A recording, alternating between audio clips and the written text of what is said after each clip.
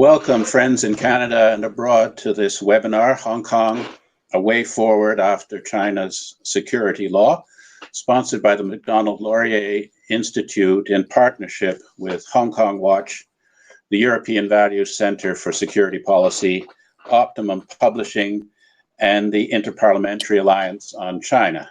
My name is Charles Burton. I'm a senior fellow at the Macdonald-Laurier Institute and non-resident senior fellow at the European Values Center for Security Policy. We have a remarkably strong program today, and hundreds of people watching live throughout the world, and I'm sure many more who will pick it up on YouTube. So let me get straight into it. Our first speaker is Dean Baxendale. Mr. Baxendale is the president and publisher of Optimum Publishing International. It's a publishing house focused on public policy and politics, global espionage, and transnational crime. His most recent offering is the Canadian edition of Clive Hamilton and Marika Oberg's excellent new book, Hidden Hand, Exposing How the Chinese Communist Party is Reshaping the World. So, Mr. Baxendale, please.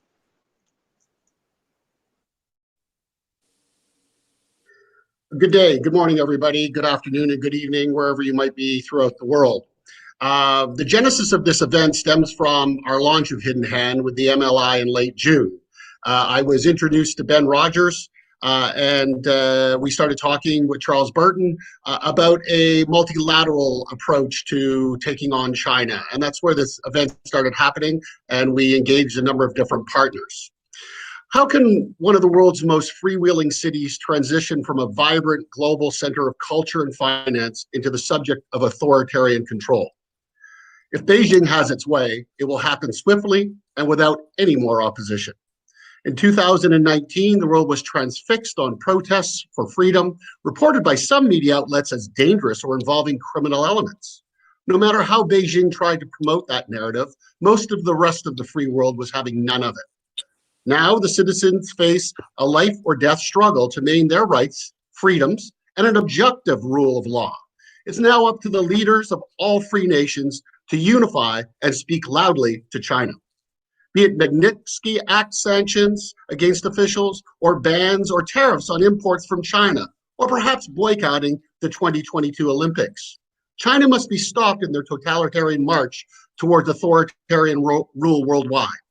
First it was Tibetans, recently the Uyghurs, and now Hong Kong. What's next? Taiwan, control of the South China Sea, Africa, and the Middle East. If any or all fall to China, your freedoms are next. Legislators and world leaders must support a new framework and action administered by IPAC or a new multilateral institution. The vision I have is TFON, the Freedom of Nations Institute, if such a body were constituted. It would coordinate the efforts to combat China and other totalitarian regimes using our own soft and sharp diplomacy tactics, a truly unique global agency.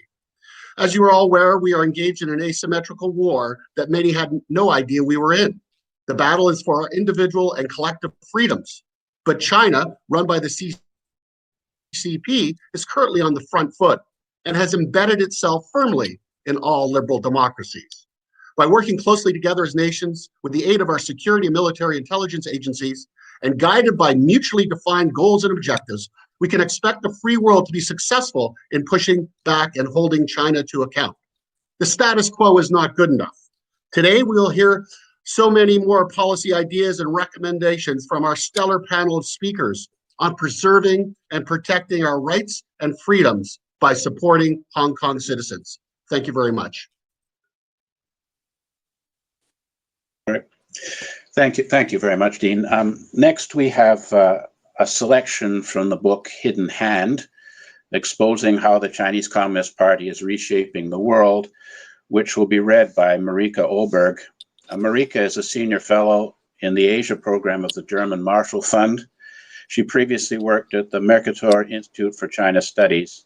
In addition to a distinguished list of publications, including those on Chinese influence operations in Europe, she's published opinion pieces in the New York Times Foreign Affairs and Neue Zürcher Zeitung. Her reading is entitled China's Foreign Interference and the Way Forward for Hong Kong. So could you run the tape, Alison? Democratic institutions and the global order built after the Second World War have proven to be more fragile than imagined and are vulnerable to the new weapons of political warfare now deployed against them. The Chinese Communist Party is exploiting the weaknesses of democratic systems in order to undermine them. And while many in the West remain reluctant to acknowledge this, democracies urgently need to become more resilient if they are to survive. Many Chinese people living in the West, along with Tibetans, Uyghurs, Falun Gong practitioners, and Hong Kong democracy activists, are at the forefront of the CCP's repression and live in a constant state of fear. Governments, academic institutions, and business executives are afraid of financial retaliation should they incur Beijing's wrath. This fear is contagious and toxic. It must not be normalized as the price nations have to pay for prosperity. As Beijing is emboldened by the feebleness of resistance, its tactics of coercion and intimidation are being used against an increasingly broad spectrum of people. Even for those who do not feel the heavy hand of the CCP directly, the world is changing, as Beijing's authoritarian norms are exported around the globe. People who live in close proximity to China understand this much better than do most in the West. It is this understanding that has fueled the recent protests in Hong Kong and led to the re-election in January 2020 of Taiwan's president, Tsai Ing-wen. Anxiety about the CCP's activities crosses political boundaries, not least within the US Congress, where Democrats and Republicans have formed an alliance to challenge Beijing. The same applies in Europe. Despite their other disagreements, people from the left and the right can agree that China under the CCP is a grave threat, not only to human rights, but to national sovereignty. According to a Chinese government spokesperson, it is, quote unquote, futile for a handful of Hong Kong people collaborating with foreign forces to intervene in Hong Kong affairs. The actual number of people who oppose CCP policies, be they at home or abroad, doesn't actually matter. The CCP will always claim that it is small. This is vital to its claim to legitimacy. However, especially in the international context, where the party has nothing close to an information monopoly, this kind of framing requires other opponents of CCP policy to remain quiet when not directly attacked. If they were to speak up on behalf of those attacked, it would contradict the party's narrative. This explains why the CCP has been so forcefully pushing the idea that quiet diplomacy behind the scenes is more effective than vocal diplomacy. Unfortunately, many around the world have fallen for this ploy, allowing themselves to be manipulated. Now, in closing, I want to say something that's not in the book, but that I think is very important, and that is that the West has done far too much to accommodate the CCP. But most Westerners are not actually the ones who have to live with the consequences of this action. Hopefully, today is another sign that people around the world are willing to stand up for Hong Kong and will listen to those people who have the most skin in the game, the people of Hong Kong. Thank you very much for that, Marika. I would say if you look in the link on the YouTube, you'll see that there's a special offer for the book, Hidden Hand, at a very reasonable price of $20 Canadian, which for Americans is a real bargain. And if you want to go with that offer, click on the link and you'll also be sent a transcript of today's proceedings. Our next speaker is the Baron Paton of Barnes. Lord Paton of Barnes is the Chancellor of Oxford University. He's served in the cabinet of the Government of the United Kingdom and as chairman of the Conservative Party, as well as senior positions in foreign and security policy in the European Commission. And prior to that, he undertook a major study of policing in Northern Ireland, which had, very positive impact. He is widely regarded as Britain's most influential Roman Catholic for his work with the Vatican. From 1992 to 1997, Lord Paton was governor of the British Crown Colony of Hong Kong. And I would say, it's pretty apparent, I think, to all of us that due to his outstanding work in that capacity, Lord Paton retains the considerable affection and respect of people in Hong Kong to this day, even 23 years later. So, Lord Paton, please. Thank you very much indeed for that introduction. and can I say how much I agree with the main thesis, with the main arguments in this book. I think it's very important that we talk openly about United Front activity pursued by China, just as we used to about United Front activity pursued by Russia, which seems to be happening again under the Novichok regime in Moscow. I want to talk, first of all, briefly about what's happened in Hong Kong, secondly, about why I think it's happened, and thirdly, about what I think we should do about it.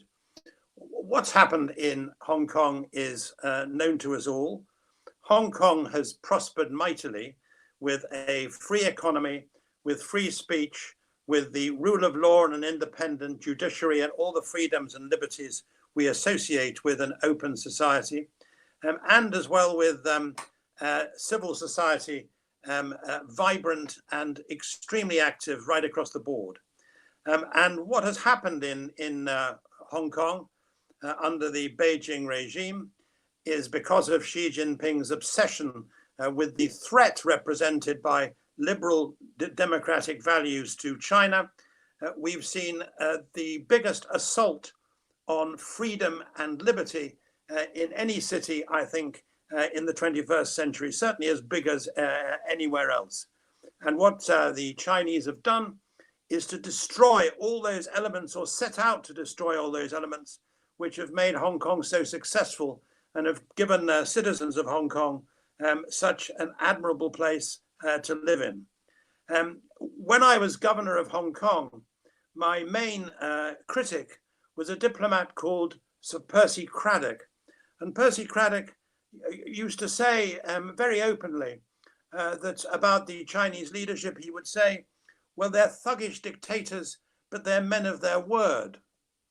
Well, we know now that at least part of that is true.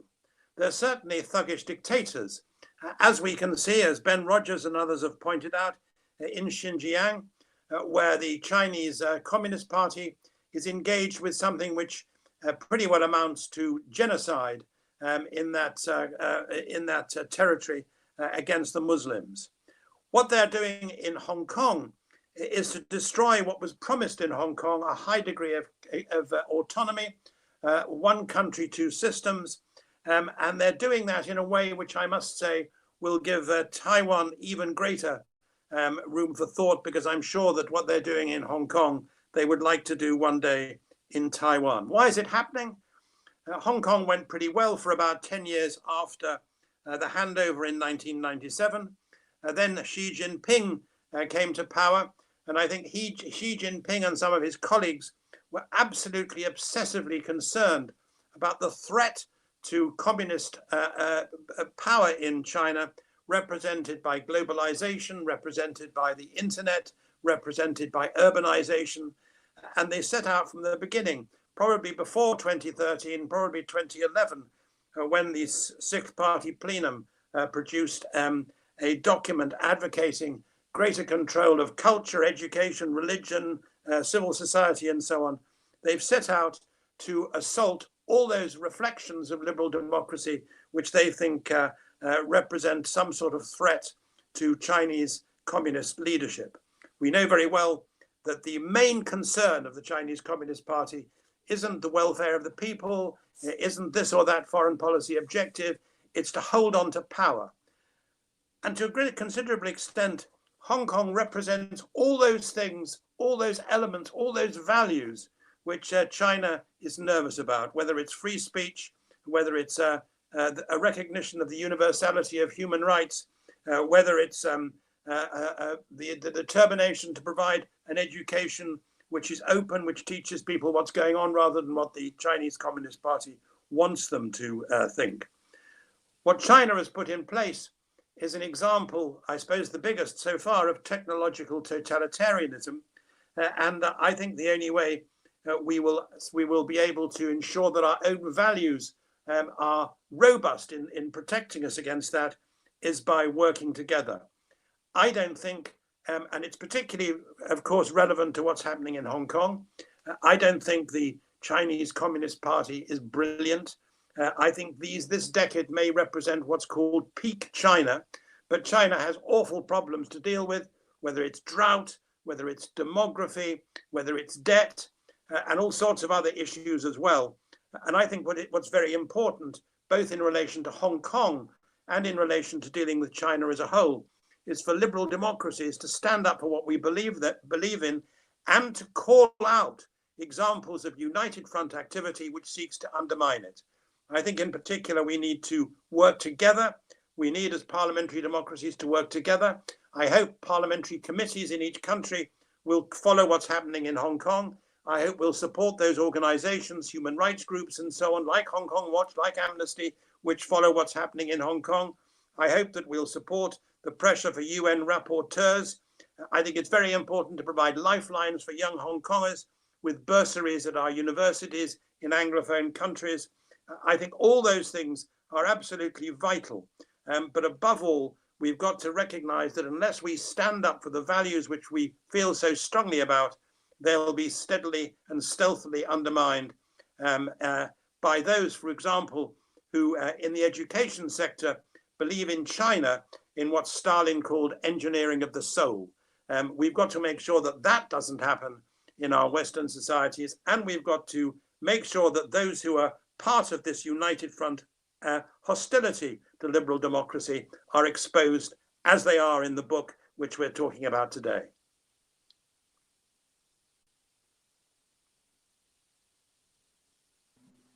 Thank you very much for those remarks. Next, we have a recording of remarks by Anna Fortia. Ms. Fortia serves as a member of the European Parliament. She was Minister of Foreign Affairs of Poland in 2006 and 2007, and subsequently served as Chief of the Chancery of the President of Poland. So if you could roll the tape, Alison, let's see. Good morning.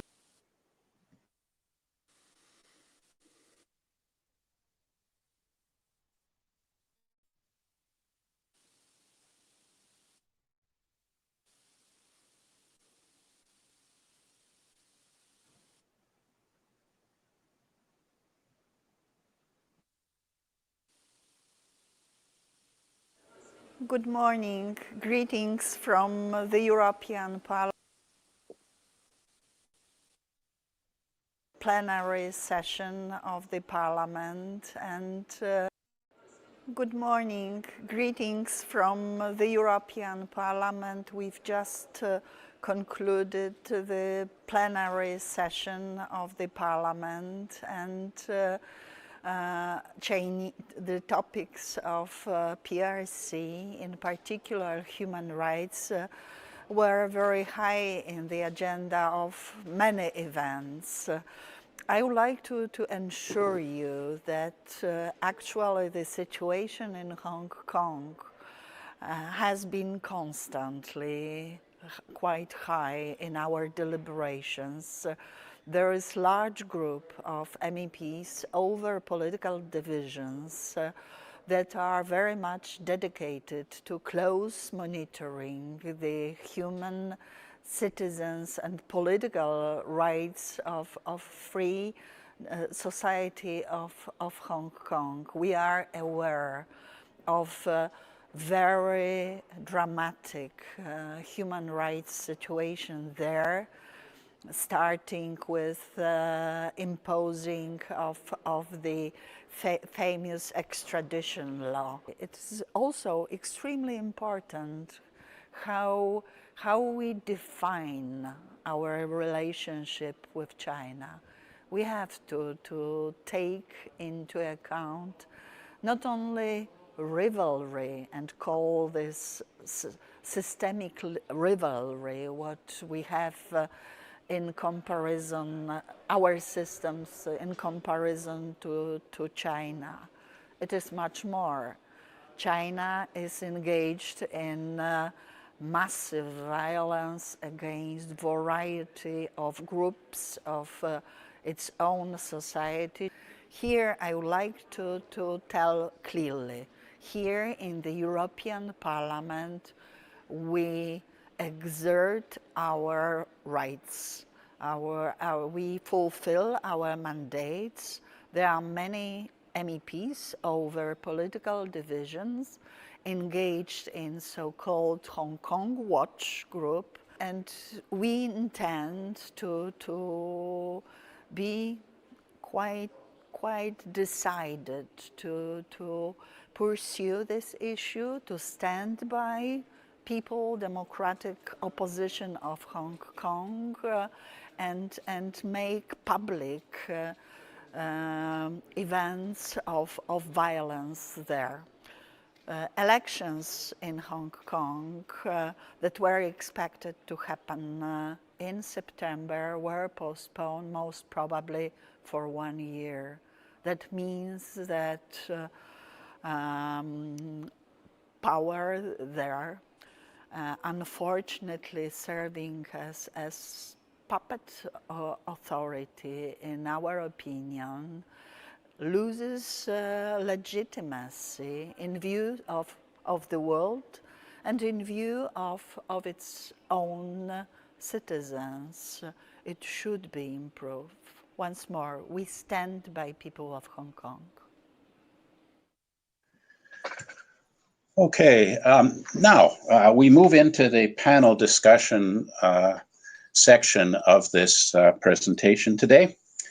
And our first speaker is Dr. Miles Yu, or Yu Mao Chuan in the Chinese language. Dr. Yu is U.S. Secretary of State's Michael Pompeo's principal China policy and planning advisor. He has played a key role in reshaping America's China policy over the past 3 years, advising Mr. Pompeo, as Mr. Pompeo has put it, on how to ensure that we protect Americans and secure our freedoms in the face of challenges from the Chinese Communist Party. After earning a doctorate from the University of California at Berkeley, Dr. Yu became professor of modern China and military history at the Naval Academy in Annapolis, Maryland. In the past 3 years, Dr. Yu has been a powerful behind-the-scenes force within the Trump administration, reshaping U.S. policies towards China, which has been redefined as America's most significant strategic adversary. Dr. Yu calls the new China approach principled realism.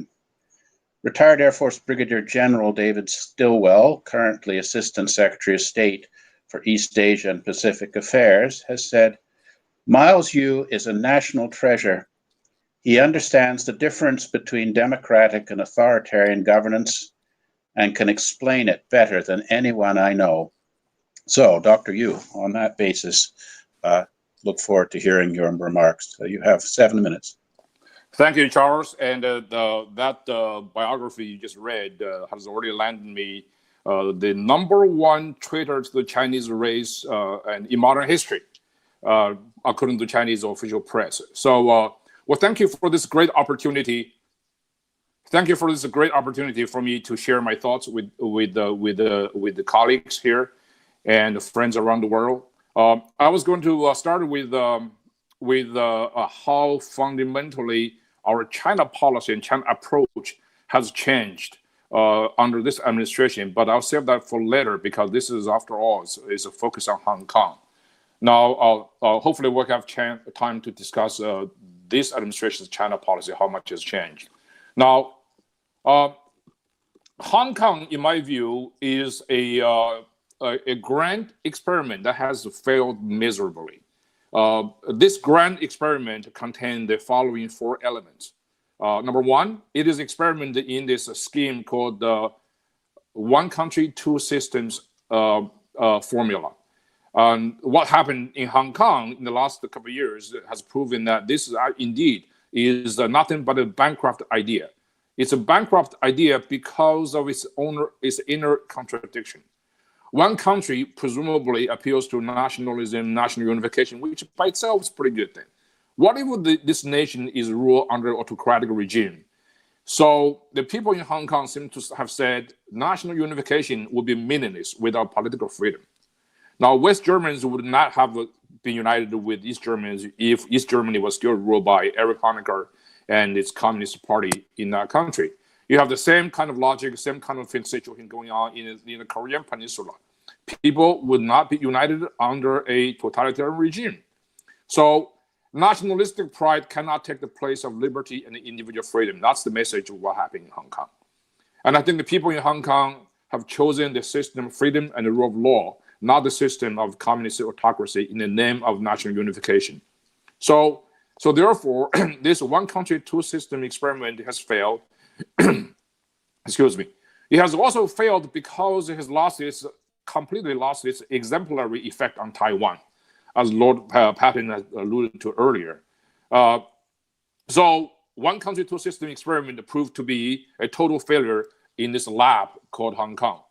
So the second element of this grand experiment in Hong Kong is actually an experiment in the validity of a model of governance. You know, Mao Zedong famously said that the Chinese Communist Party has three magic weapons: 统一战线、武装斗争，和党的建设, which means united front, armed struggle, and party building. Now, the Chinese Communist Party has predominantly used the first one as magic weapon to rule Hong Kong for most of its time since 1997. That is the United Front. United Front, in this case, basically it's a top-down elite capturing approach. You basically capture the elites of Hong Kong, the socially reputables, the billionaires, as if they control the elite, and Hong Kong will be stable to the Communist Party's liking. And the people at the bottom, the mass majority of people in Hong Kong, do not really matter very little, or symbolic only. So what had happened in Hong Kong last year in particular, the mass and persistent protests, shows that people disagree with that kind of approach. You know, the battle hymn on the street of Hong Kong is this song from the Ms. Rob, Do You Hear People's Roar of Anger? And it's very powerful. It's people's power of 1986 Philippines movement all over again. Or even people say, you know, it's 1989 Tiananmen people's movement all over again. So this is basically the proof that the CCP's model of governance by capturing the elite to rule Hong Kong has failed. Because it's not really working.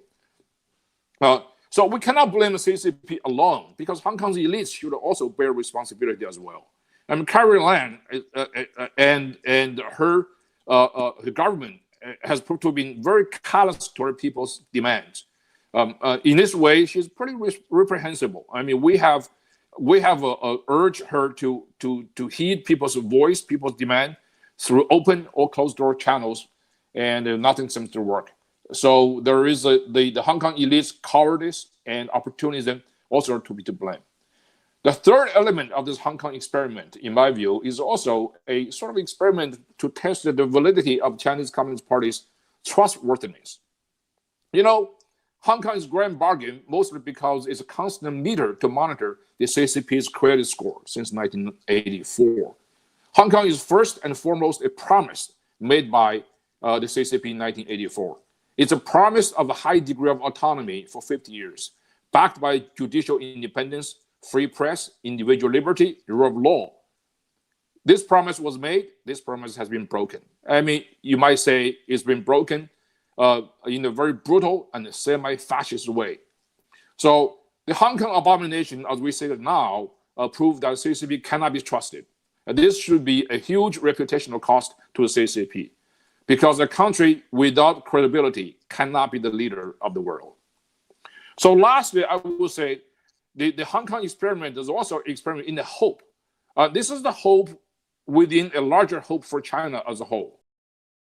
That's another tragic proof to the dashing of the bigger China hope. So all in all, the Hong Kong experiment, in my opinion, for the last 23 years has been nothing but a spectacular flop in history. So let me just use the remaining of my minutes I have to briefly talk about what has the U.S. government has done in response to the Hong Kong event. You know, we have, as I mentioned earlier, we have urged the Hong Kong government to be more responsive to people's voice, particularly to Chief Executive Carrie Lam and the CCP leaders throughout the whole events last year. And we also offer support for pro-democracy protest. Vice President Pence and Secretary Pompeo met with Jimmy Lai, Martin Lee, Anson Chan, and Nathan Law, and who's here, and also other democracy advocates in Hong Kong. You know, the president most dear to his heart for the most of the first term of his administration is a phase one trade deal with China, and but he was willing to put his trade deal on the line to prevent the CCP from directly involving in violent suppression of Hong Kong protest. And I must say, and this is very important, the president, the Hong Kong issue was the only issue the president was willing to sacrifice his China trade deal for. And this is a pretty important for us to keep in mind. And then realistic assessment of Hong Kong's autonomy backsliding. Secretary Pompeo decertified Hong Kong's high degree of autonomy. We sent that report to the Congress, and followed by the president's declaration of ending of special treatment for Hong Kong. So, and we also reevaluate the Hong Kong 1992 Hong Kong Policy Act, and also follow the 2018 Hong Kong Human Rights and Democracy Act passed by the Congress unanimously, by the way. We also sanctioned key Hong Kong and PRC government officials for ending Hong Kong's freedom and autonomy. And lastly, we have just about 12 treaties and MOUs we have signed with the Hong Kong government, and we're getting rid of them one by one now. So I will end here, and looking forward to the exchange with the audience. Over. Thank you very much for that. Our next speaker is Nathan Law. Nathan was one of the key student leaders during the 79-day umbrella movement in 2014 and Secretary General of the Hong Kong Federation of Students.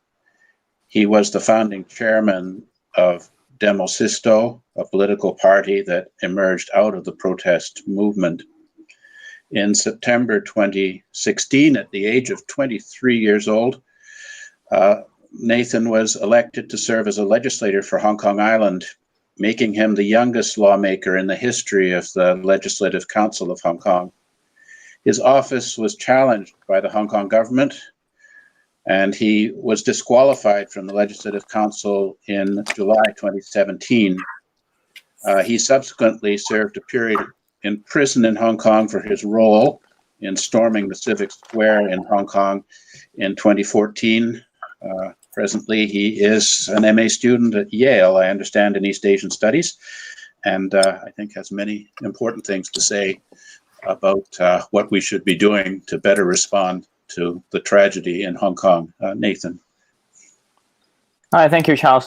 This is Nathan. Well, this is a good opportunity for me to express what does it look like under the rule of the national security law in Hong Kong, because I think people are curious about that. In Hong Kong, a lot of political activists and protesters, they are in grave danger because the national security law allows Hong Kong government to prosecute them just because of their speeches. So we're in a new era that the government could easily prosecute an individual just because of their Facebook posts, just because they have set certain slogan. So the law in particular, its sheer target is to quash the freedom of expression of Hong Kong people and to end peaceful demonstrations. So this is the first indication of the law. And the second one is to destroy the social fabrics. On the one hand, it basically quash the freedoms that we have. But on the other hand, its target is also the civic society. By having the law in place, a lot of institutions could quote the law and to suppress the freedom of expression of the individuals in that institutions. For example, in the education sector, the Education Bureau and the schools could ask students not to discuss certain topic and to restructure the curriculum, not to encourage critical thinking, but to promote Communist Party's agenda. And for the media side, they could restrict and regulate the media outlets and to ask them not to seek for truth, but to promote the propaganda from the state media and from the government. And for the academics, they could really restrain academics from doing, for example, polls about certain topics that may irritate Beijing, or in their research, avoiding certain topics that its result would embarrass the authority. So these are under the national security law in the name of obeying the law in order to quash these freedoms and the social fabrics in these civic societies. So I think for the next phase, of course, we have to be very aware of the political dissidents and the prosecutions. But on the other hand, we should be actively monitoring these arenas of civic societies and to engage them actively, because these damages are not as obvious and visible as those very autocratic prosecutions on political activists and international organizations protecting academic freedom, press freedom, and also freedom under a just education should be very aware of Hong Kong's situation and engage actively. Thank you very much for that comment. Our next speaker is Benedict Rogers. Mr. Rogers is the co-founder and the deputy chairman of the British Conservative Party's Human Rights Commission and the co-founder of the International Coalition to Stop Crimes Against Humanity in North Korea. He is also a member of the advisory group of the Interparliamentary Alliance on China and an advisor to the World Uyghur Congress. He is also the East Asia team leader of Christian Solidarity Worldwide and the founder and now the executive director of Hong Kong Watch. Mr. Rogers.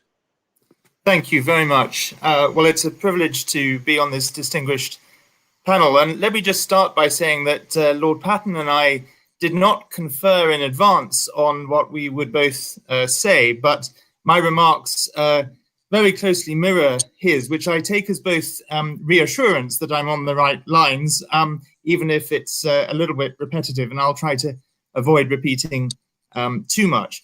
But I wanted to raise in 3 minutes 3 questions. What's happened to Hong Kong? Why does it matter? And what do we do about it? And I have a 3-point plan of suggestions for what to do about it. Very briefly, what's happened, as has already been said, is nothing short of an all-out assault on Hong Kong's freedoms, autonomy, the rule of law, and way of life, a flagrant breach of an international treaty, and the transformation of one of Asia's freest and most open cities into a place of fear and repression. And of course, this has not just happened as a result of the national security law, but has been going on in various ways over the last decade. The example of Nathan's disqualification, in a very tiny way, I had a taste of it myself in 2017 when I was, I think, the first foreign activist to be denied entry to Hong Kong by Beijing. Of course, that was followed by a long line of foreigners, including the Financial Times journalist and the executive director of Human Rights Watch. But the crisis that we've seen over the last year has escalated beyond anything that I could have predicted. The police brutality, and of course now the national security law. Why does this matter? Well, I would say firstly because Beijing has broken its promises, breached a treaty, and threatened the international rules-based order. Secondly, because Hong Kong has been a major global financial center, a vital hub in the region for media and civil society, and a gateway to the region, and all of that is now endangered. And thirdly, and most importantly, because Hong Kong is the front line in the fight for freedom against authoritarianism. And if Hong Kong's freedoms are completely lost, and if the Chinese regime is allowed to get away with what they've done, then we can be sure that they won't stop there, that Taiwan is already in its sights, and beyond Taiwan, our own freedoms too. So this is not simply a battle for the freedoms of the people of Hong Kong and the promises made to them, it's a battle for freedom itself. So what do we do? Well, I propose a 3-pronged approach, and this overlaps with some of Lord Patten's recommendations. Firstly, I think there should be a punitive response. We need targeted Magnitsky sanctions against officials in the Chinese and Hong Kong governments, not sanctions against the people of China or Hong Kong, but against those directly responsible. And the United States, of course, has already led the way in that regard. Secondly, a diplomatic response, the establishment of a UN special envoy or special rapporteur for human rights, as has been called for by at least 50 current UN special rapporteurs and others. And thirdly, a humanitarian response, a lifeboat rescue package to ensure that Hong Kong activists now in grave danger who don't hold British national overseas passports have a place of sanctuary to flee to. The free world, in short, must unite. We need an international contact group to coordinate efforts among like-minded countries, bringing together both Western democracies with our allies in the Asia-Pacific region to ensure that there's a clear, robust, united, and high-impact response. Some of these things have already been done. Much more needs to be done if we are to ensure that the Chinese Communist Party pays the highest possible price for their appalling behavior, and that we defend the front lines of freedom, both for those to whom we have a duty and for ourselves too. Thank you. Okay, our final speaker before we go into the questions is Garnet Jennis. Mr. Jennis is the Conservative member of the Canadian House of Commons for Sherwood Park, Fort Saskatchewan, Alberta, and he is the Shadow Minister for International Development and Human Rights, and he is also co-chair of the Interparliamentary Alliance on China. Garnet. Well, thank you very much, Charles. It's such an honor for me to be here as part of this webinar. Thank you to the Macdonald-Laurier Institute, and we've got such an excellent panel that I have an honor of being a part of.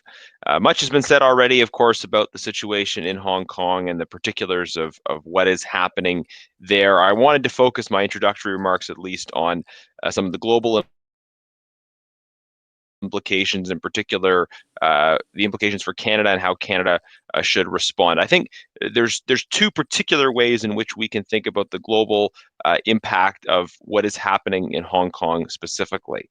The first is just recognizing the critical importance of the universal jurisdiction that is claimed through the national security law, that this represents a threat to the rule of law, not just in Hong Kong, but in every country around the world, that Canadian citizens living in Canada report significant intimidation by the government of China and actors who they back when those people are speaking out about issues of justice and human rights and rule of law in Hong Kong.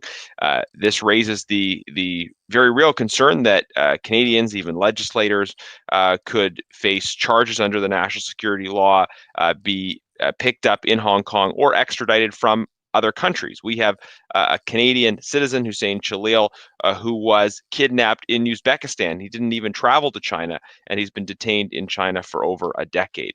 So this claim of universal jurisdiction is a clear and present threat to the security of people all over the world, and it's something that requires a strong, focused response. But the second way in which we, I think, need to think about the global implications of what's happening in Hong Kong is what Hong Kong helps us understand about what is likely to be the most important contest of the 21st century. I said in a speech I gave in the House of Commons in May that Hong Kong provides the key to the whole world in terms of the challenges and conflicts that now confront us in the 21st century. What Hong Kong helps us do is understand the nature of the conflict between countries like ours and the PRC. There's two ways of framing this conflict.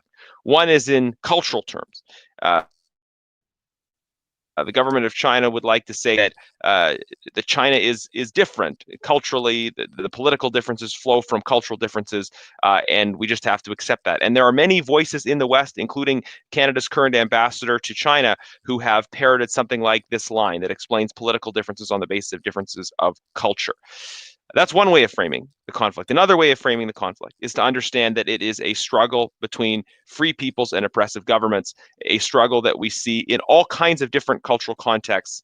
But we recognize, first of all, the way in which China's history and traditions, Confucian culture, align themselves very well with democracy, as we've seen in many cases where democracy has been allowed to flourish, but also recognizing that, as Tony Blair said so eloquently, anywhere, anytime, ordinary people are given a chance to choose, their choice is always the same: freedom, not tyranny; democracy, not dictatorship; and the rule of law, not the rule of secret police.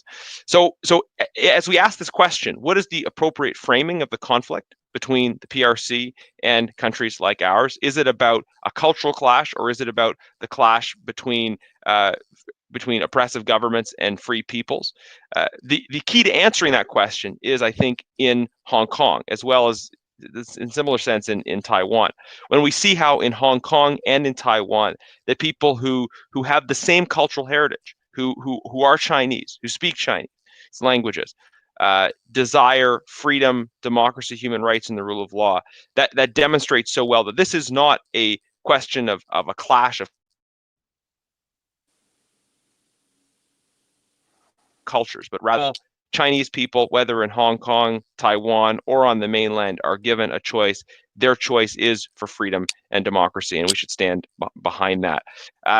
So very quickly, three things Canada needs to do in response to these events. First, protect ourselves, pass a tough new legislation dealing with foreign interference and combating this claim of universal jurisdiction, as well as stand up for Canadians who are kidnapped or detained. The second thing we need to do, and just following many of the great points made by Benedict, we need to be principled in our defense of justice, human rights, and international law, and we need to prioritize these things. Thirdly, we need to seek multilateral partnerships with other countries. We need to work together as like-minded countries on this issue, but multilateral collaboration is not an excuse for countries to do nothing and wait for somebody else to act first. Multilateral collaboration means that we should be willing to step out and act and do what is right, but also seek partnerships in the process. Thank you very much. Thank you, my dear friend. Now we go into the questions, and I'd like to lead off with a question, I think perhaps first of all directed to Lord Patten, and perhaps Dr. Yu would like to follow up a bit. And that picks up on Garnett's last point about multilateral cooperation. You know, clearly at this time, particularly for a middle power like Canada, we suffer from asymmetrical power relations in our bilateral interaction with China.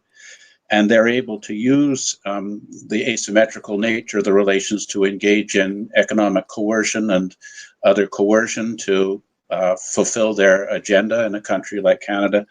The question is, what can we do about this in terms of proper institutionalized international coalition to meaningfully challenge the asymmetrical nature of relations by us all working together to make it clear to the Chinese regime that if they don't follow the international rules-based orders norms in diplomacy and trade, that there will be consequences for them to disincentive them from doing so.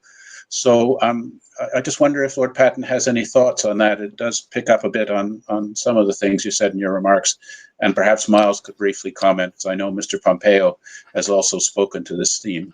Lord Patten?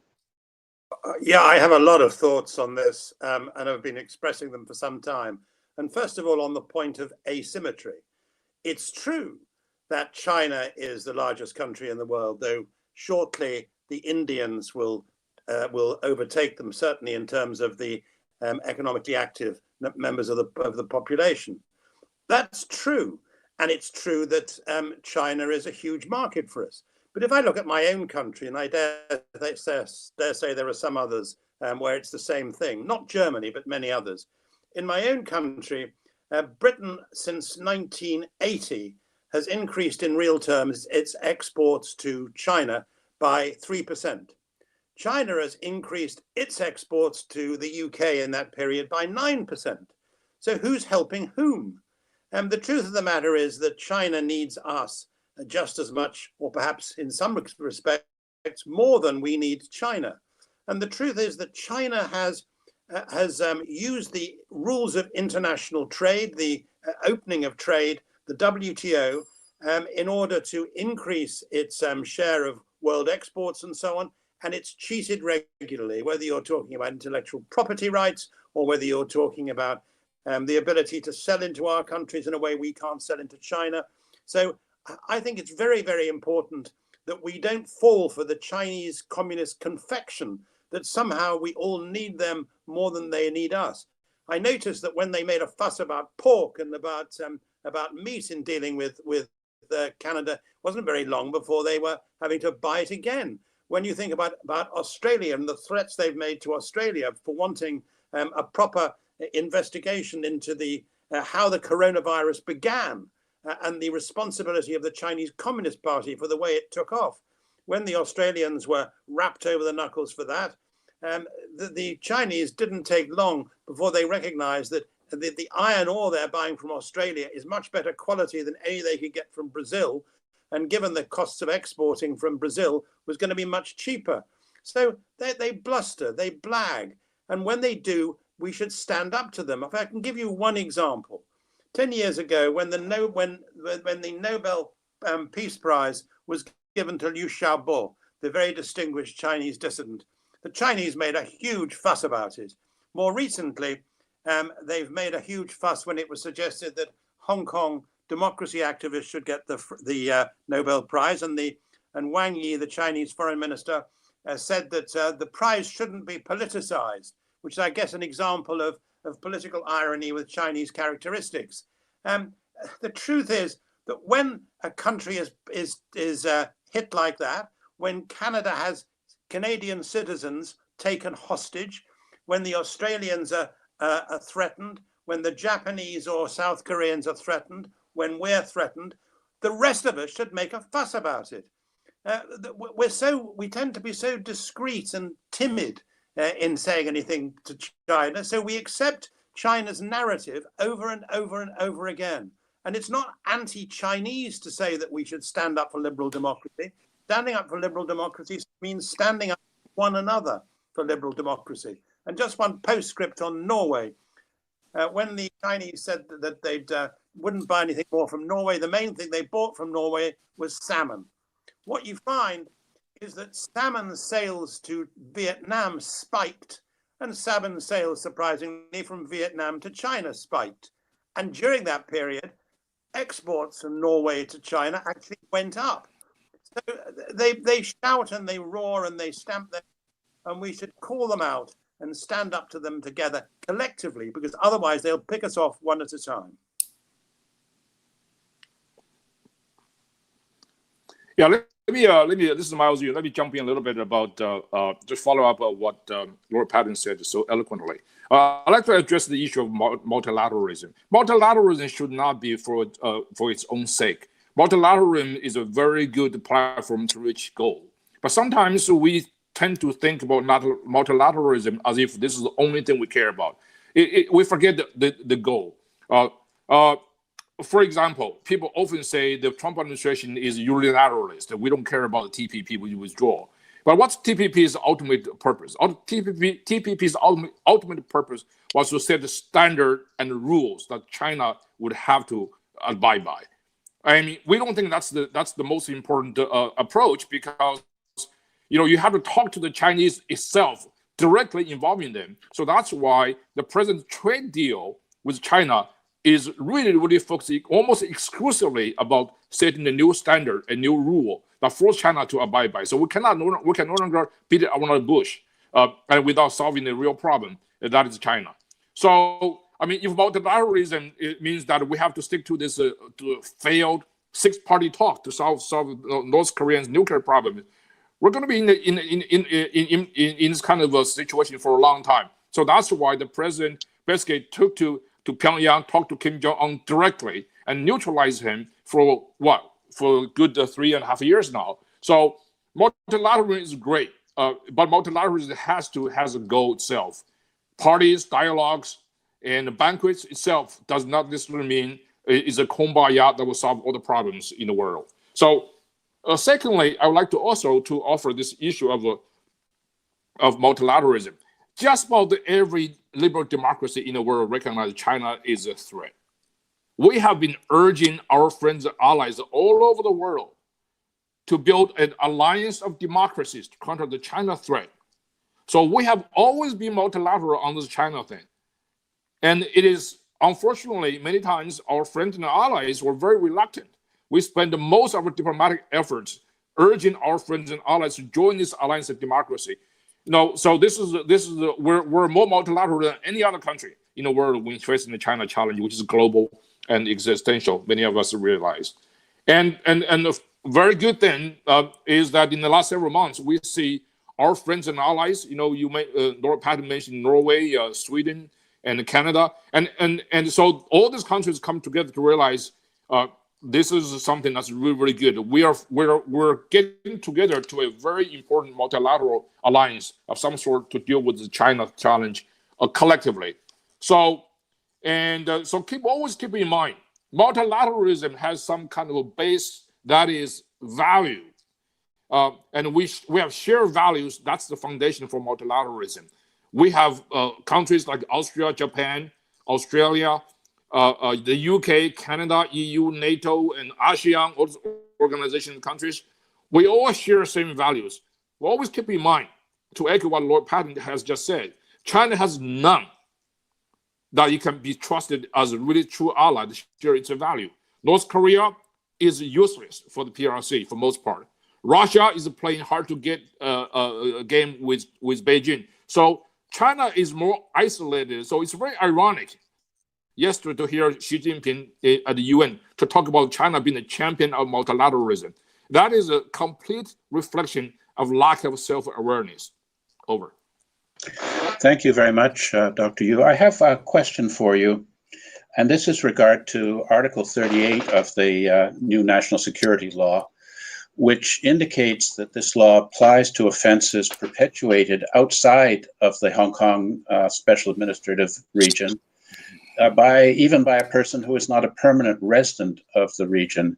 Is the United States government concerned about American citizens who have spoken out on Hong Kong, who visit foreign countries, say Thailand, for tourism or business, finding themselves detained and subject to extradition to China under the provisions of the law? Well, we often say China is a country not a rule of law, but rule by law. So because enacting the law in China is basically, all you need is a Politburo decision. So this kind of a law is very easy for them to enact.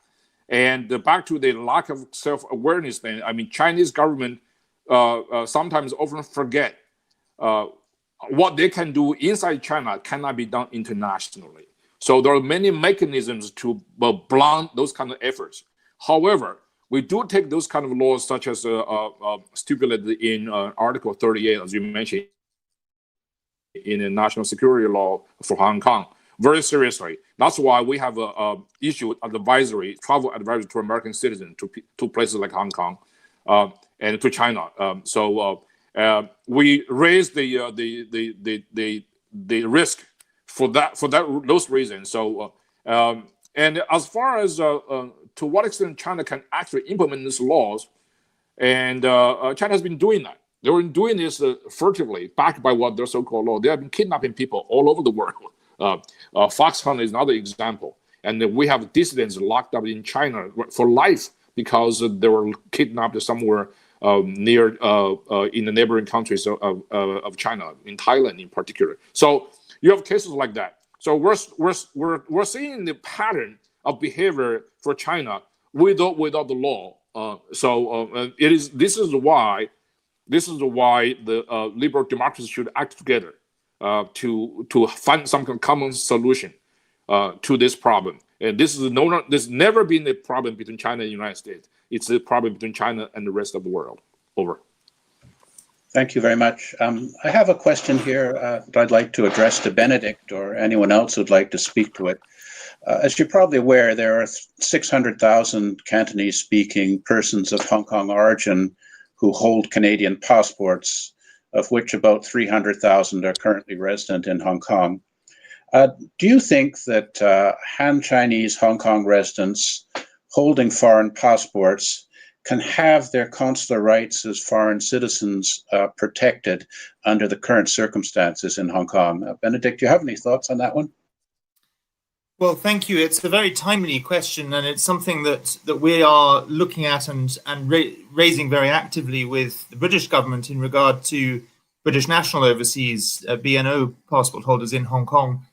I have no particular expertise on this issue. I was told the other day that there may be an issue around the convention that people who are dual nationals may not normally be covered by the consulate of the country that is their second nationality in in the place where they live. So in other words, if you take the example of a British citizen who has an American passport, they may not have the services of the American consulate in the UK, and that principle may apply in Hong Kong. But I think it's something that should be revisited if that is the case. And I think like-minded countries, the UK, Canada, and others, should start talking about this together and see what protections can be offered, because clearly people are in danger, and we need to look at it.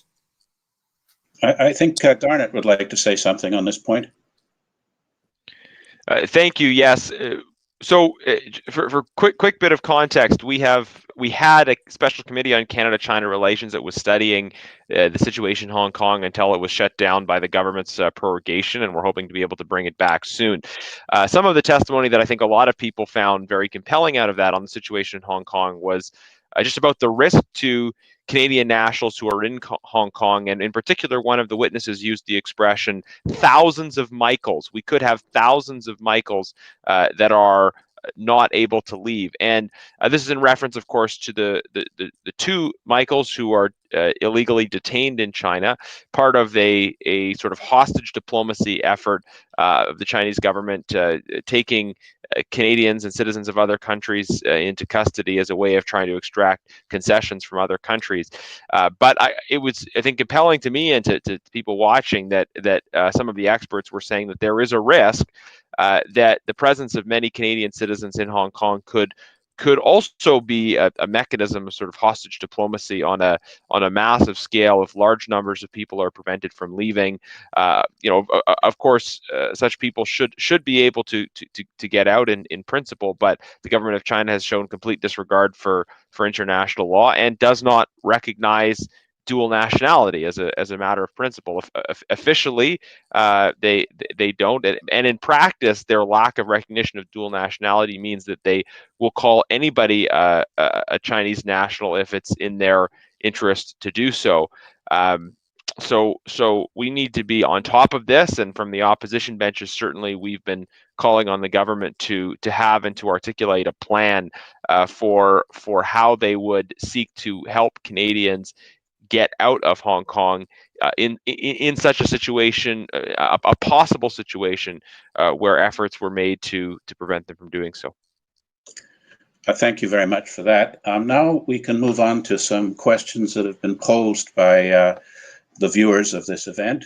The first one, I think, would best go to Nathan, and I'll put two questions together. The first one is from Margaret. Margaret says, some Hong Kong activists are considering creating a provisional government abroad, waiting for a time when the Xi regime is weakened and they would be able to return to Hong Kong. Is this a practical approach? And then a second question, Nathan, from DC, and he asks, is it possible for people in Hong Kong to adopt what Gandhi did in India, which is a peaceful, non-cooperation movement for the right to directly elect their governor? Well, yeah, thanks for the question, and thanks for bringing up the question, Charles. I think for the first one, for now, as we do a lot of international advocacy work, and we're trying to build consensus across different countries, and trying to make countries who are friendly to China to be more critical. So that process, it is important that we can find the most appealing and appealing argument to really convince them that is a good cause for Hong Kong and a good cause for the liberal democracies. So I think sticking to having the democracy and autonomy in the current set of framework between Hong Kong and China would be the most appealing way of narrating Hong Kong's story and to ask for better support in the international community. So I think for now we are still in the stage of like consolidating the most fundamental agreement and consensus, and having that kind of like government or like exile parliament seemingly is not going to help that cause. But of course, there are activists doing this kind of like background work, and it is a good way to explore well, that kind of like idea and infrastructure of that. And for the second question, I think it's important that we realized the Hong Kong movement has been for 3 decades. And for the previous years, we've been doing a lot of civil disobedience actions, which are, basically all peaceful. And for now, it is difficult that we have a guideline for all the practitioners, because this is a leaderless movement and it is difficult to restrain everyone's actions. But I think there are, of course, a need for civil disobedience actions that are peaceful to really get the support from the international community and to pressure the government and to fight for democracy. Thank you very much for that. I have here 3 questions to direct to Marika. They're connected. And the first question is from Tristan. And Tristan asks about the influence of the United Front Work Department in Canada on stifling pro-Hong Kong or pro-Taiwan sentiment or messaging, whether that's politicians, media outlets, or the Hong Kong diaspora. And the second question, quite related, from Alex. Why do you think that Canada has been so slow to take any meaningful actions to support Hong Kong or combat Beijing's malign influence at home? And the third one, which is sort of connected, but it's from Inan. And Inan asks, how can we encourage our friends and neighbors to get over the, quote, mind your own business, unquote, mentality? So that's it, 3 for you. Okay, I'll try to answer them fairly quickly. I think in terms of United Front work and what that has done with regard to, the pro-Hong Kong movement in Canada, I think in Canada we've seen some of what we've seen internationally, just ways that the United Front or associated bodies have tried to disrupt pro-Hong Kong events, pro-Hong Kong protests, basically just disrupting them, disrupting events in every way that's possible, not all across the board, but this is one thing, of course, that's very important, to not allow any alternative identity other than the main identity that the CCP wants to see to have a major platform. So it's actually very important for these bodies to make sure that these protests get disrupted. Why has Canada been so slow? I mean, I think it's a mixture of, in some cases, some bodies have already been, are very close to Chinese elites. To some extent, I think it is simple business interest as it is elsewhere. Let's just say it's just been very convenient and in many ways financially helpful and financially beneficial for people to look the other way and to pretend that this isn't happening, as long as it is happening to someone else. And I guess that kind of leads to the third question, which I interpret to mean, how can we get people to pay attention and how can we get people to care? And I guess in a way we have to thank the CCP for making this, with the inclusion of Article 38, for making this a global issue, because theoretically every person in every country is affected by this law. Now, it's fairly certain that this is going to hit a certain number, like it's going to hit Hong Kongers abroad most severely, or citizens of Hong Kong, like anybody with Hong Kong heritage, they're going to be affected most severely first. But technically this applies to everybody. And beyond that, people simply have to understand that what the CCP has done here in Hong Kong should have important lessons for them. When they talk about dialogue and how they need to keep in touch with the Chinese government and have to engage in this good faith debate and negotiation, they have to understand what this step really means for that.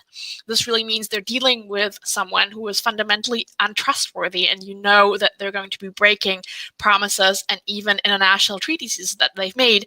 And the third point, of course, is Hong Kong is not going to be the last place where this is going to happen. We're going to feel more and more of this worldwide. Not as severely as it's affecting Hong Kong right now, I don't want to say that, but this is not going to stay in Hong Kong. This is the first such severe case, but there are going to be more, so people really should pay attention.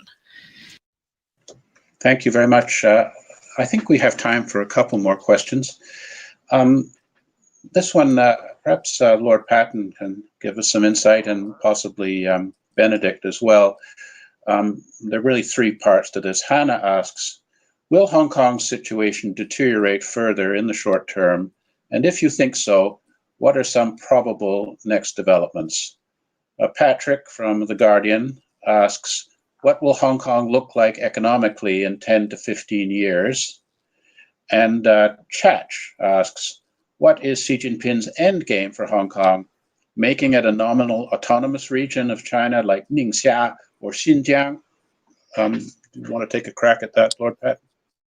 Yeah, I think Xi Jinping's objective for Hong Kong, insofar as he cares a jot about Hong Kong, and I'm not sure he does really, is that Hong Kong should simply be another Shenzhen, a neighbor to Shenzhen that loves China and therefore loves the Communist Party. And the real thing that the Chinese Communist Party can't get its head around is that it's possible to love China and to be happy to be a Chinese citizen without actually loving the Communist Party, because it's done so much evil. The general points, I think, are what will Hong Kong be like in a few years' time? How will its economy be impacted? Well, we know that 70% of the direct investment that goes into China and investment that comes out goes through Hong Kong. We know about the number of hedge funds in Hong Kong compared to the number in Singapore. We know about the importance of IPOs, which are funded through Hong Kong. I guess that the Chinese authorities will try to ensure that as much of that as possible continues, and they will pressurize Chinese mainland companies to work through Hong Kong, at least for the short term. So I imagine they will try to ensure that the short-term statistics look reasonably good.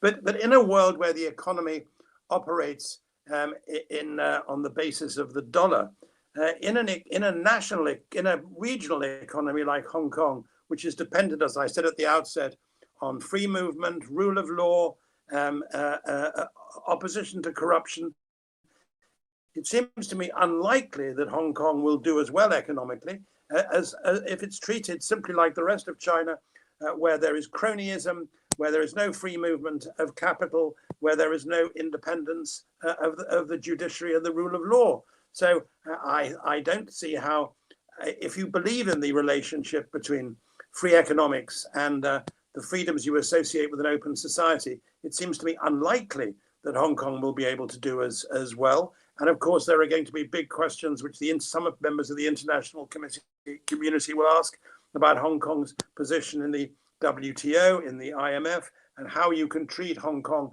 as separately from China economically when it's treated as simply a part of China in every other respect.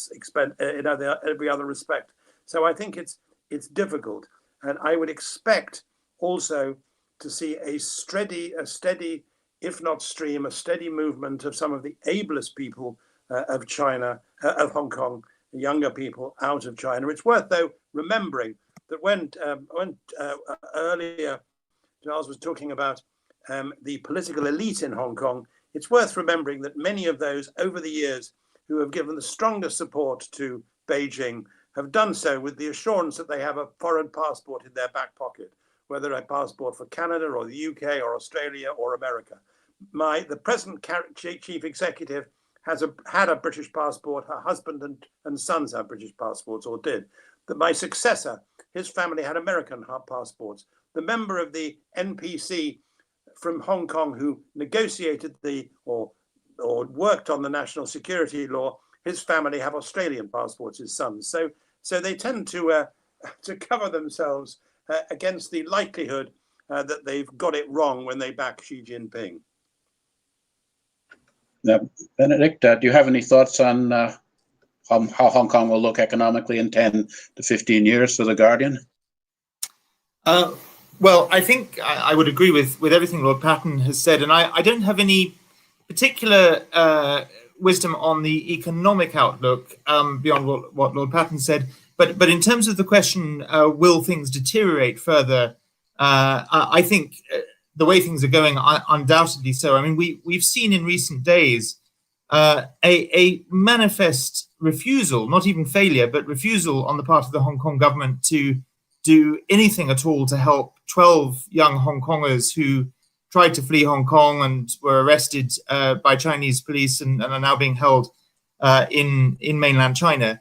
So the total lack of concern for the well-being of Hong Kong citizens on the part of the government is clear. We've seen already some high-profile arrests of people like Jimmy Lai and Agnes Chow, the police raid on the Apple Daily newsroom, and I think we will see more of that kind of thing. And unless we build on, in the way that I outlined, the international response, the steps that have already been taken, if we do more, maybe we can monitor and keep a spotlight on Hong Kong to prevent things deteriorating too drastically. But otherwise, I think the trajectory is clear.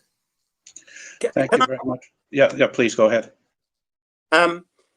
In 2013, there was a big boom on the Shanghai stock market, and it was very much encouraged by Xi Jinping. Then it crashed. The bubble burst. And as soon as the bubble burst, the censors moved in and stopped any references to the fact that Xi Jinping had been supporting it, or any reference to the fact that there'd been a crash. So what's going to happen, given the importance of the free movement of information to investors in Hong Kong? What happens when they recognize that a state-owned enterprise is actually cooking the books, is behaving fraudulently? What happens when they try to report that? One reason why so many investors will make their excuses and disappear to Singapore or to Seoul or to Tokyo is because they know the importance of free flow of information, and they know that that's not possible in a Chinese communist system. Thank you very much. I think we have time for one more question, and it's primarily directed at Dr. Yu, although perhaps at the very end, I'd invite Garnet to make a brief response. Jay asks about what is the true role of the Chinese Communist Party's People Liberation Army in the current Chinese political response to the global order. And the second question is from Becky at the Epoch Times. And the question is, as the United States and China enter a new Cold War, what should Canada do next? So Miles and then Garnet. All right. The role of PLA in China's global ambition. That's a very tricky question, because for a long time we have misunderstood the role of PLA. Number one, there's one dominant theory that PLA is predominantly an internal security force. While much of that is true, you can see that in the role PLA played in Tiananmen massacre, for example, 1989. And the second thought is that PLA is also a regional threat, pose regional threats to Taiwan and many of its neighbors. While that part is still true, but PLA's role has reached the globe in a much more sophisticated, substantial way.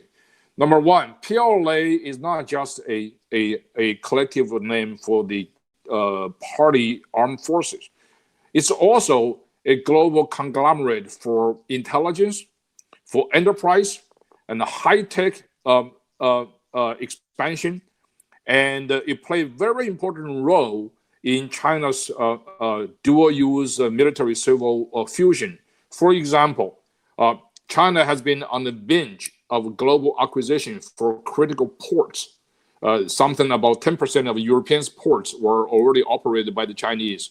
The largest one is a Greek port of Piraeus, which is 100% owned and operated by the Chinese. And China also operated 80% of the very important port in Bruges, Zeebrugge, south of Rotterdam in Belgium. So many of those ports actually can essentially have dual use. PLA also can play a very important role in controlling global communications networks. You know, we say Huawei. Huawei's CEO, the founder, was a former PLA Intel officer. So there is a PLA's fingerprints all over this place.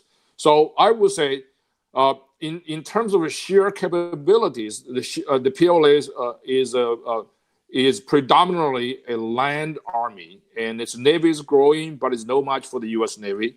But it's also technologically, it's a global threat. PLA is a many things. Is in sync with China's global outreach, covert, overt, and of course you can see the overt signs all over the place. PLA is controlling some of the choke points. Djibouti is a good example, and then PLA is also extending its naval presence in the Black Sea, the Mediterranean, and PLA also has reached the four critical areas. Xi Jinping has spent a lot of time and money on the PLA's capability in these four areas. That is space, cyber, deep sea, and Arctic. Every single new frontier, this four new frontiers, PLA is taking the lead role in that. So, in other words, if some Chinese companies want to buy a land in Greenland, it's not just the economic thing; it's also a military thing. So that's why PLA poses a global military security threat. So I'll just end there. Over. Thank you very much. Garnet, do you have any thoughts on Becky's question about United States and China entering a new Cold War and what Canada should do next? Sure. Thank you very much. And I'll just say first briefly on the question about the PLA, I think I agree with the comments that have been made. I also think that countries like Canada need to step up to review the kind of research partnerships that exist between Canadian institutions and Chinese institutions and broaden our understanding of what could be dual use technology because I think, frankly, we're behind the eight ball on recognizing the risks that research developed in our countries could be used for applications that the PLA is working on. In terms of what Canada needs to do in this new environment, first we need to protect ourselves by combating foreign interference. Secondly, we need to stand up for our values and our interests, and thirdly, we need to build coalitions with like-minded countries in the process. A lot of the international narrative around this is kind of U.S. versus China. I agree with the framing that this is actually a question of what the government of China is doing versus their own people and versus the rest of the world. In Canada, in terms of our own political debates here, the reality is there is sometimes a partisan divide on these issues. And we in the opposition are challenging the government to do much better when it comes to combating foreign interference, standing up for our values on the world stage and those related points. I think there's this unique pathology, unfortunately, that sometimes exists within some elites in Canada where especially within the current government, where they're always trying to be different from what the United States is doing. So we saw this a little bit at points in the past where governments are trying to always kind of establish space between our position and the American position. I think it is much wiser for us to take positions that reflect our values and principles. If that leads to difference with the United States, so be it. If that leads to alignment with the United States, so be it as well. But our guiding star shouldn't be how do we be different from somebody else. It should be where do we stand. But I think you see this as well in our response to various trade measures. When the United States imposed or considered trade measures against Canada, measures which I believe were unjustified, our government was very quick to respond with equivalent retaliation, and yet we did not see anything like that level of response against trade action from China. So it's sort of very strange that there's this eagerness to respond in a contrary way to the United States and we don't see a matching response towards China. So these are real, live, and important debates in Canadian foreign policy, and I think it's important for everyone to engage on them in terms of recognizing the conflicts that exist and pushing our government to stand up for principle and work with our allies as much as possible. Thank you very much. As usual, couldn't agree with you more. We now have just 5 minutes left, and so perhaps the panel... Charles, this is Miles. May I add just to that point? Okay. So about the Cold War, Cold War is a very important concept. There's no country in the world that's more Cold War conscious than China. China view the entire international system as this endless struggle between the Chinese socialism with Chinese characteristic and the rest of the world. So they want us to forget the systemic, political and ideological differences between the two systems. This is a Nixonian approach. It's called the 求同存异, seeking common ground while ignoring differences over there.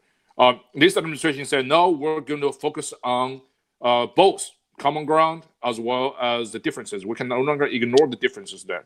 So that's why Pompeo, O'Brien, and Christopher Wray, and Bill Barr, they all go out to talk about the real intention of communism, communist China. And so this is the Cold War. It's not us imposed upon them. China imposed upon us. So that's one thing.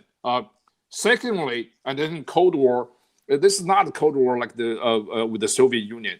In this Cold War against Soviet Union, the West has a consensus, not only about the capability of the Soviet and its the threat it poses, but also we have complete agreement about the nature of the communist system. We deny the legitimacy of the government of the Soviet Union. So we have not reached that point yet because the consensus has not been 100% sure here in the West, but we are basically making this argument. I think our argument is winning. Thankfully, mostly thanks to what Xi Jinping has been saying on a daily basis, because everything out of his mouth is basically communistic shibboleth. Because he, after all, he did have a doctorate degree in scientific socialism, so he's expert in that. Thank you. Thank you very much for that concluding comment. We have just a few minutes left, 3 in fact, and I wonder if we could just have a sentence or two from each of you before we wrap up. Nathan, would you like to conclude? Well, yeah, thank you for all the speakers, and well, as a Hong Konger, is so grateful that to see the world recognizing that autocracy from China and realizing that the wishful thinking that we have had from the appeasement and engagement policy, hoping China would open by themselves, is a complete futile. So for me, like building up consensus, like what Miles just said, building up a alliance with all the democracies and working together in order to contain that authoritarian expansion is crucial for us. And I think it's also crucial for preserving democratic values in an era of the recession of democracy. So I think it is not only for Hong Kong people, not only for Chinese people, but for the humanity itself and for the people who share the pursuit of democracy. And also, I would like to draw your attention to the 12 Hong Kongers being detained in mainland China, as just what Ben has just said.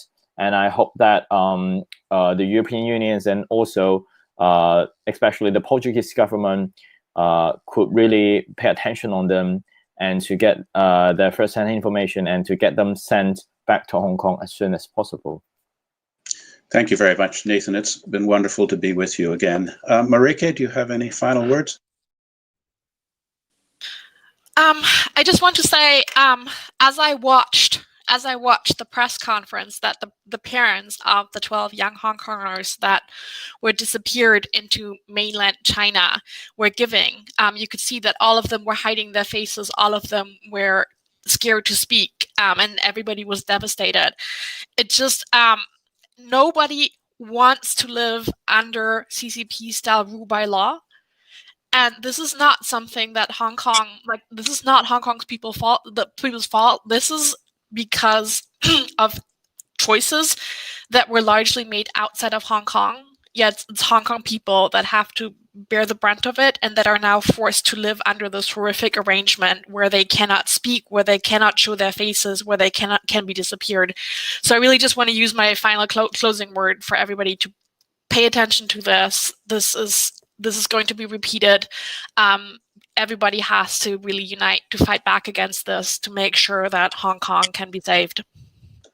Lord Patton? It's not a Cold War. It's a battle of values, and it requires what the late Gerald Siegel called constrainment, I think, rather than containment. 3-4 points, very, very briefly. First of all, United Front activities.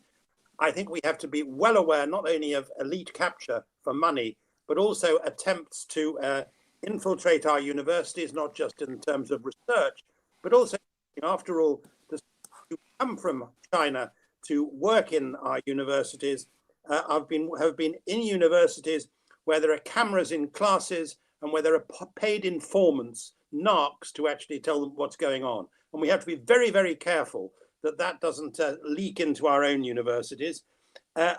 We must make clear that we're not talking about things which are Sinophobic.